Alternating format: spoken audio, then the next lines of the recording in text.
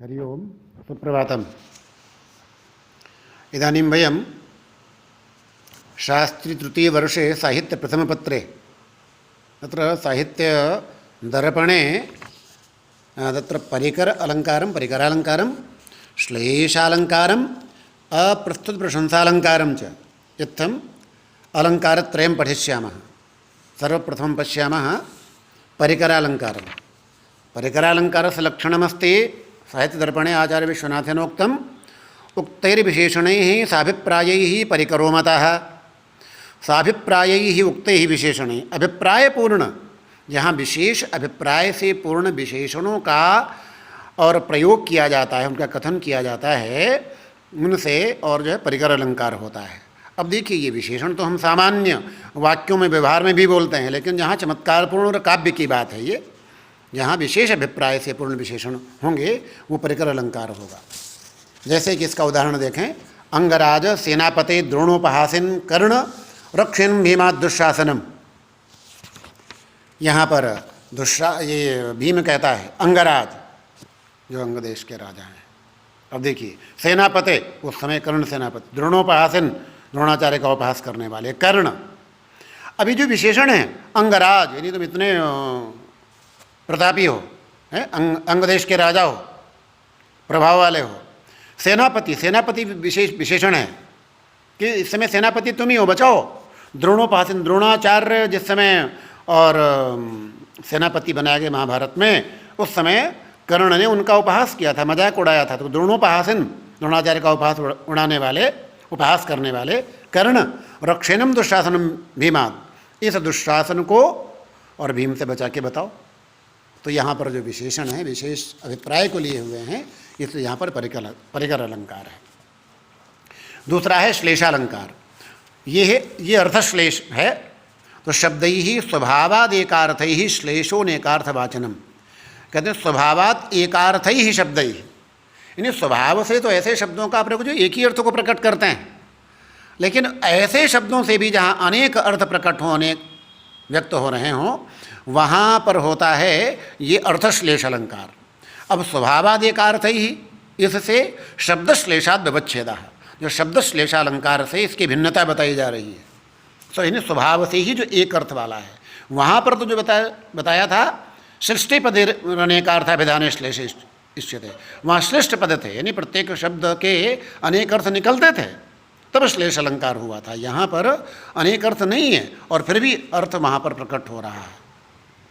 और वाचनम बोला है, यानी वाच्य होना चाहिए, व्यंग्य नहीं होना चाहिए। ये ध्वनि से भी इसके अव्यवच्छेद किया गया, यानी ध्वनि में तो व्यंग्य होता है और यहाँ ये व्यंग्य नहीं होगा, अपितु वाच्य होगा। उदाहरण देखें, प्रवर्तयन क्रिया साध्वीर मालिन्यम हरिताम हरन महसा भूयसा दीप्तो विराजति विभाकरः।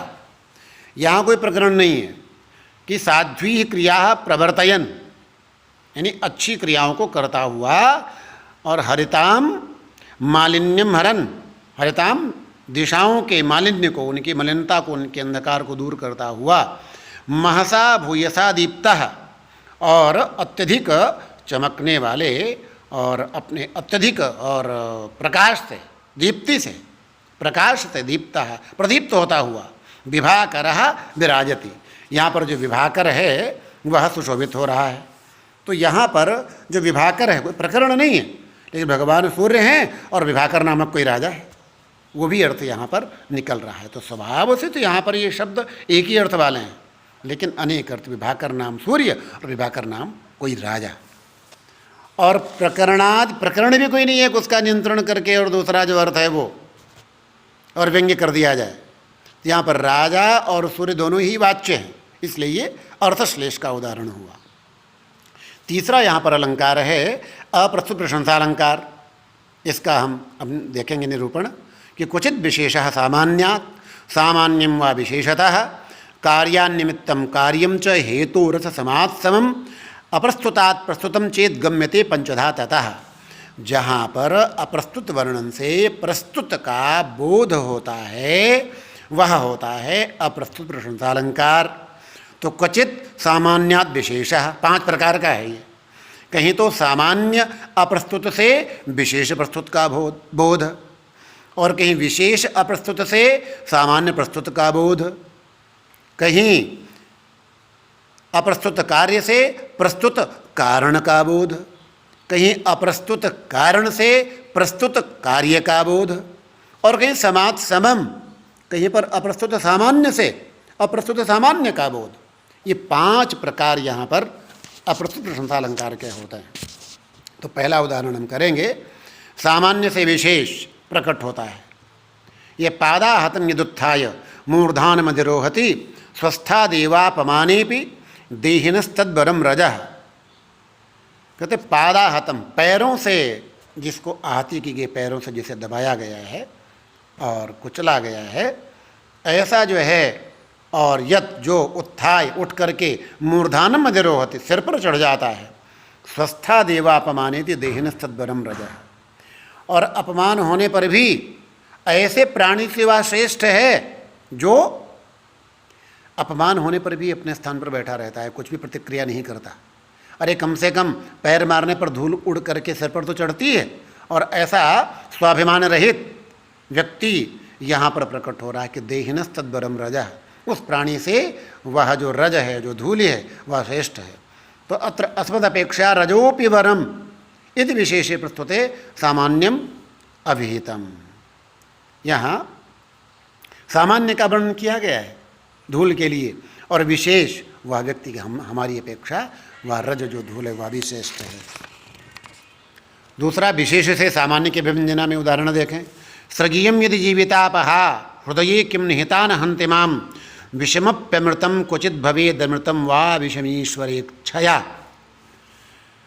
कहते हैं कि यहाँ पर सृगीयम यदि जीवितापहा, ये जो माला है यह भी यदि और प्राण ले लेने वाली है, तो मेरी छाती पर भी वो माला जो है, ये वहाँ का जो अज और उसका इंदुमती का जो प्रकरण है वहाँ का है कि माला जो है गिर करके उसके प्राणों का हरण कर रही है। कहते स्रक यानी माला, स्रक अर्थात माला, ये जो माला यदि जीविता पहा, जीवित यानी प्राणों का अपहरण करने वाली है, तो हृदय निहिता माम कथम न हन्ति, तो हृदय पे और रखी हुई मेरे प्राणों का हरण क्यों नहीं कर रही है, मुझे क्यों नहीं मार रही है। विषमप्यमृतम क्वचित भवेद अमृतम वा विषम ईश्वरेच्छया। कहते कहीं पर और ईश्वर की इच्छा से कहीं पर विष भी अमृत बन जाता है और कहीं पर अमृत भी विष बन जाता है। तो ईश्वर की इच्छा से कहीं पर अहित करने वाला भी हितकारी बन जाता है और हितकारी भी अहितकर हो जाता है। ये सामान्य प्रस्तुत किया गया, और उससे विशेष ये जो इंदुमती का वहाँ पर जो हनन हो गया, इंदुमती का जो प्राण हरण हो गया है, उसका वर्णन किया गया है। तो ये तीसरा भेद देखेंगे, कार्य से कारण के विभंजना में अप्रस्तुत प्रशंसा अलंकार। इंदुर्लिप्त इवांजनेन जडिता दृष्टिर्मृगीणामिव प्रम्लानारुणिमेव विद्रुमदलम श्यामेव हेमप्रभा कार्कश्यम कलया च कोकिल वधू कंठेश्व प्रस्तुतम सीतायाः पुरतश्च हंत शिखिनाम बरहा सगरहा इव। यहाँ पर सीता के मुख के आगे चंद्रमा ऐसे लग रहा है जैसे, और कालिक से पोता है कालिक से अब उसमें कलंक रहता ही, और जो मृगियों के जो नेत्र हैं वो ऐसे लगना जैसे जड़ीभूत हो रहे हैं। यहाँ तो जड़ीभूत नहीं है। और होठों की लालिमा जो है ये सीता की, उनके सामने मूंगे के जो विद्रुम जो हैं उनके दाने मन के इस प्रकार लग रहे हैं जैसे उनकी लालिमा जो है फीकी पड़ गई है। और सोने की जो चमक हेमप्रभा, वो श्यामाई, हेमप्रभा श्यामाई, वो काली काली से दिखाई पड़ती है इसके शरीर के और वर्ण के सामने, शरीर की चमक के सामने। और मीठी जो कोयल की कूक है ना, कारकश्यम कलयाच कोकिल वधू कंठेश्व प्रस्तुतम, तो कोकिल वधू कंठेशु कारकश्यम प्रस्तुतम, वहाँ पर कर्कशता और अनुभव में आ रही है। तो सीतायाः पुरतश्च हंत शिखिनाम बरहा सगरहा इव, सीता के सामने शिखिनाम बरहा, जो ये मयूर के जो पिच्छ हैं, पंख हैं, वो निंदा से युक्त लग रहे हैं जैसे वो, और निंदित है, उनका सौंदर्य गर्हित है। तो यहाँ पर संभाव्यमानेभ्य इंद्रादिगतांजन लिप्तत्वादिभ्य कार्येभ्य वदनादिगत सौंदर्य विशेषम प्रस्तुतम कारणम प्रतीयते। यहाँ पर वदनादि में विद्यमान जो सौंदर्य वो कारण है जिसके कारण वो जो कार्य हैं विभिन्न जो यहाँ वर्णन किए गए हैं वे और गर्हित प्रतीत हो रहे हैं। तो ये तीसरे प्रकार का यहाँ पर कारण जो है प्रस्तुत इससे प्रकट हो रहा है। तो तीसरे प्रकार का भेद हुआ। अब कारण से कार्य को देखें। गच्छामीति यथोक्तया मृगदृशा निश्वास मुद्रीकिणम त्यक्त्वा तिर्यगवेक्ष बाष्प कलुषेणैकेन मां चक्षुषा अद्य प्रेम मदर्पितम प्रिय सखी वृंदे त्वया बध्यता मित्थम स्नेह विवर्धितो मृगशिशु सोत्प्रासमाभाषितः। यहाँ कोई नहीं जा रहा, कसचित आगमन रूपे कार्य और कारणम अभिहितम। कारण क्या कहा जा रहा है? गच्छामि यथोक्तया मृगदृशा निश्वास मुद्रीकिणम, मैं जाता हूँ ऐसा कहने पर। और उस नायिका ने क्या किया? मृगदृशा, मृग के समान नेत्र वाली नायिका ने निश्वास मुद्रीकिणम, बहुत और गहरी श्वास ली।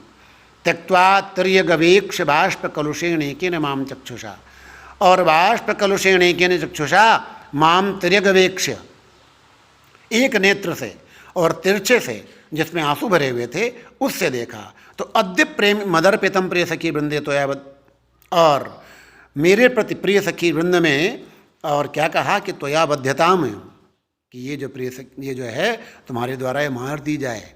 इत्थम स्नेह विवर्धितो मृगशिशु, इस प्रकार से स्नेह से पाला गया। और मृगशिशु की बात की गई।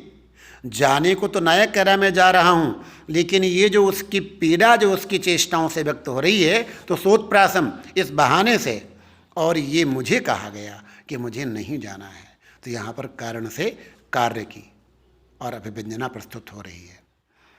ऐसे ही समान वस्तु से समान वस्तु की विव्यंजना में उदाहरण देखें तो ये बताया है कि तुल्य प्रस्तुते तुल्याभिधान च द्विधा, दो प्रकार की होती है, श्लेष मूला और सादृश्य मात्र मूला। जब कहीं पर श्लेष होता है, कहीं केवल सादृश्य होता है। और श्लेष मूला भी समासोक्तिवत विशेषण मात्र से और श्लेषवत विशेष्यापि, श्लेष ये दो प्रकार की होती है। तम केवल और यहाँ पर समासोक्ति की भांति केवल विशेषण की श्रेष्ठता में श्लेष मूला अप्रस्तुत प्रशंसा अलंकार का उदाहरण देंगे। सहकारः सदा मोदो वसंतश्री समन्वितः समुज्ज्वल रुचि श्रीमान प्रभूतोत्कलिकाकुलः। यहाँ पर सहकारः, ये जो सहकार आम्र वृक्ष है वो कैसा है कि सदा मोदः, हमेशा जो है ये आमोद से, सौरभ से, सुगंध से भरा हुआ रहता है। और वसंतश्री समन्विता, वसंत की शोभा से युक्त है। समुज्ज्वल रुचि ही, और उज्ज्वल कांति से युक्त है। प्रभूतोत्कलिकाकुलः, और अत्यधिक जो कलिकाएँ हैं, कलियाँ हैं, उनसे युक्त है। तो यहाँ पर वसंत की जो श्री अर्थात शोभा, तो वसंतकालीन वेशभूषा से विभूषित है। अब देखिए यहाँ पर विशेषण आएंगे जो वो श्लेष युक्त हैं। तो यहाँ पर श्रीमान शोभा से पूर्ण, सुंदर वेशधारी, प्रभूतोत्कलिकाकुल, यहाँ उत्कंठा से युक्त। और ये जो आम्रवृक्ष से और किसी प्रस्तुत नायक का बोध हो रहा है, समान जो बताया गया, जो विशेषण बताए गए हैं वो आम्रवृक्ष के बताए गए हैं। और उसी प्रकार से जो सदा आमोद, हमेशा आमोद प्रमोद करने वाला, वसंतश्री समन्विता, वसंत की शोभा के समान जो युक्त है, समुज्ज्वल रुचि ही और सुंदर कांति वाला नायक है, श्रीमान शोभा वाला है, प्रभूतोत्कलिकाकुल, अत्यधिक उत्कंठा से युक्त है। तो ऐसे नायक का यहाँ पर और बोध हो रहा है। तो ये पांचवें प्रकार का अप्रस्तुत प्रशंसा अलंकार हो गया, जिसका हमने एक ही उदाहरण दिया है। बाकी उदाहरण आप और पुस्तक में और देखेंगे और उनको समझेंगे। धन्यवाद।